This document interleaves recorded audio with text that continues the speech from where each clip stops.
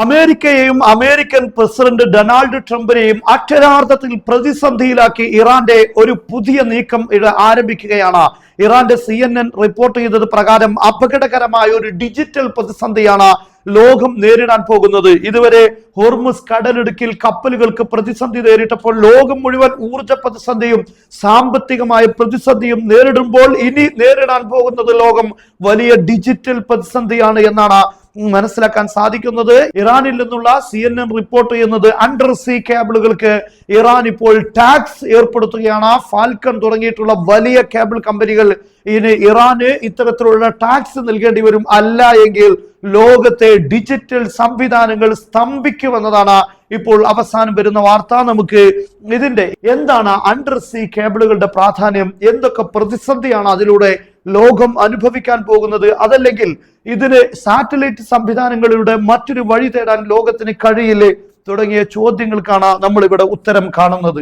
ഒന്നാമതായി നമ്മൾ മനസ്സിലാക്കേണ്ടത് ലോകത്തുള്ള ഇന്റർനെറ്റ് സംവിധാനങ്ങൾ ഇതിനെ ഉപയോഗപ്പെടുത്തിയാണ് ബാങ്കുകളുടെ ട്രാൻസ്ഫറിംഗ് സംവിധാനങ്ങൾ, അതുപോലെ തന്നെ ഓഹരി വിപണികൾ ഇങ്ങനെ തുടങ്ങി, അതുപോലെ നമ്മൾ ഉപയോഗിക്കുന്ന വാട്സപ്പുകൾ, ഇൻസ്റ്റഗ്രാം, ഫേസ്ബുക്ക് തുടങ്ങിയിട്ടുള്ള എല്ലാ സംവിധാനങ്ങളും ഈ ഇന്റർനെറ്റ് വഴിയാണ് പ്രവർത്തിച്ചു കൊണ്ടിരിക്കുന്നത്. എന്നാൽ ഇതിനെല്ലാം വലിയ രൂപത്തിലുള്ള പ്രതിസന്ധി നേരിട്ടാൽ ലോകം സ്തംഭിക്കുമെന്നതിൽ സംശയമില്ല. എങ്ങനെയാണോ ഇപ്പോൾ ലോകത്ത് ഊർജ പ്രതിസന്ധി ഉണ്ടാകുന്നത് എങ്കിൽ അതിലേറെ വലിയ ഗുരുതരമായ സാഹചര്യമായിരിക്കും ഇപ്പോൾ ഈ ഒരു ഡിജിറ്റൽ പ്രതിസന്ധിയിലൂടെ ലോകം അനുഭവിക്കാൻ പോകുന്നത്. എന്താണ് അണ്ടർ സീ കേബിളുകൾ? ആഗോള ഇന്റർനെറ്റിന്റെ ജീവനാണ്. ആഗോള ഡാറ്റ ട്രാഫിക്കിന്റെ 99% നിയന്ത്രിക്കുന്നത് സമുദ്രത്തിന്റെ അടിത്തട്ടിലൂടെ പാകിയിരിക്കുന്ന കേബിളുകളാണ്. രണ്ടാമത്തേത് cloud computing, artificial intelligence, banking സംവിധാനങ്ങൾ എന്നിവ പൂർണ്ണമായും ഇവയെ ആശ്രയിച്ചാണ് പ്രവർത്തിക്കുന്നത്. അതുപോലെ ഒരു കേബിൾ മുറിഞ്ഞാൽ പോലും ആ മേഖലയിലെ ഇന്റർനെറ്റിന്റെ വേഗത 25% വരെ ഉടനടി കുറയാനുള്ള സാധ്യതയുണ്ട്. പല മേഖലകളിലും ഇന്റർനെറ്റ് പൂർണ്ണമായി തടസ്സപ്പെടാനുള്ള സാഹചര്യങ്ങളും നിലനിൽക്കുകയാണ്. അതേസമയം പ്രധാനപ്പെട്ട ഒരു ഡിജിറ്റൽ പാതയാണ് ഹോർമുസ് കടലിടുക്ക് എന്ന് പറയുന്നത്. എണ്ണ കപ്പൽ ഗതാഗതത്തിന് മാത്രമല്ല ഏഷ്യൻ രാജ്യങ്ങളെയും യൂറോപ്പിനെയും ബന്ധിപ്പിക്കുന്ന ഏറ്റവും പ്രധാനപ്പെട്ട ഡിജിറ്റൽ ഇടനാഴികളിൽ ഒന്നാണ് ഹോർമുസ് കടലിടുക്ക്. ആഗോളതലത്തിൽ നിർണായകമായ ഫാൽക്കൺ എന്നറിയപ്പെടും. ഇതെല്ലാം ഇത്തരത്തിലുള്ള കേബിളുകൾ നിയന്ത്രിക്കുന്ന ലോകത്തെ വമ്പൻ കമ്പനികളാണ്. ഫാൽക്കൺ, അതുപോലെ GBI, AAE-1 തുടങ്ങിയ വമ്പൻ കേബിളുകൾ ഈ ഇടുങ്ങിയ കടലിടുക്കിലൂടെയാണ് കടന്നു പോകുന്നത്. ഇതിലൂടെ എന്തെല്ലാം സംഭവിക്കാൻ പോകുന്നു? ഇന്റർനെറ്റ് സ്തംഭനം, ഗൾഫ് രാജ്യങ്ങളിലും ഏഷ്യൻ മേഖലകളിലും കടുത്ത ഇന്റർനെറ്റ് വേഗത കുറവും പലയിടങ്ങളിലും പൂർണ്ണമായ സ്തംഭനവും നേരിടാം. അതുപോലെ സാമ്പത്തിക പ്രതിസന്ധി, അന്താരാഷ്ട്ര പണമിടപാടുകൾ, ബാങ്ക് ട്രാൻസ്ഫറുകൾ, ഓഹരി വിപണികൾ എന്നിവ പൂർണ്ണമായും തടസ്സപ്പെടും.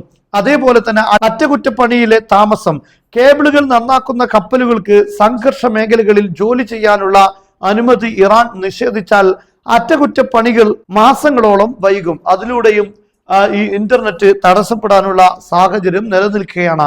അതുപോലെ തന്നെ നമ്മൾ ശ്രദ്ധിക്കാത്ത പല മറ്റുള്ള പ്രത്യാഘാതങ്ങൾ നേരിടുന്ന പല മേഖലകളുമുണ്ട്.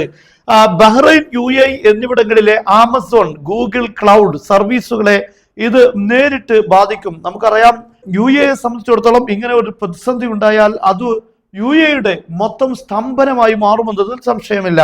അതുപോലെ തന്നെ അമേരിക്കൻ കമ്പനികൾക്ക് ഇറാൻ നേരിട്ട് പണം നൽകാൻ US നിയമങ്ങൾ അനുവദിക്കുന്നില്ല. ഇത് പ്രശ്നപരിഹാരം സങ്കീർണമാക്കുന്നു. അതായത് ഈ രൂപത്തിൽ ഇറാന് പണം നൽകാൻ ഈ അമേരിക്കൻ കമ്പനികൾ ശ്രമിച്ചാൽ പോലും അത് നേരിട്ട് ഇറാന് നൽകാനുള്ള നിയമപരമായ സാഹചര്യങ്ങൾ ഇല്ലാത്തത് കൊണ്ട് പ്രതിസന്ധി രൂക്ഷമാകും. അല്ലെങ്കിൽ അമേരിക്ക അതിനുള്ള അനുമതി നൽകുന്ന ഒരു സാഹചര്യത്തിലേക്ക് എത്തണം. അതെല്ലാം വലിയ പ്രതിസന്ധിയാണ്.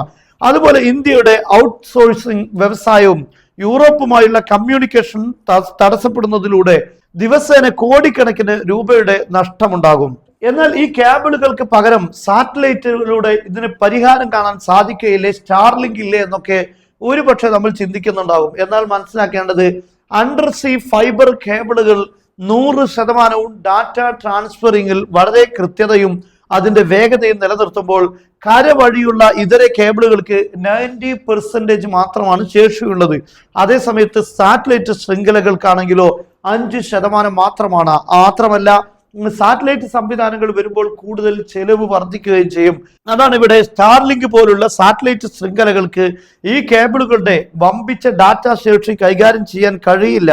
അതുകൊണ്ട് സമുദ്രത്തിലെ കേബിളുകൾക്ക് പകരമായി സാറ്റലൈറ്റുകളെ ആശ്രയിക്കുക എന്നത് അസാധ്യമാണ്.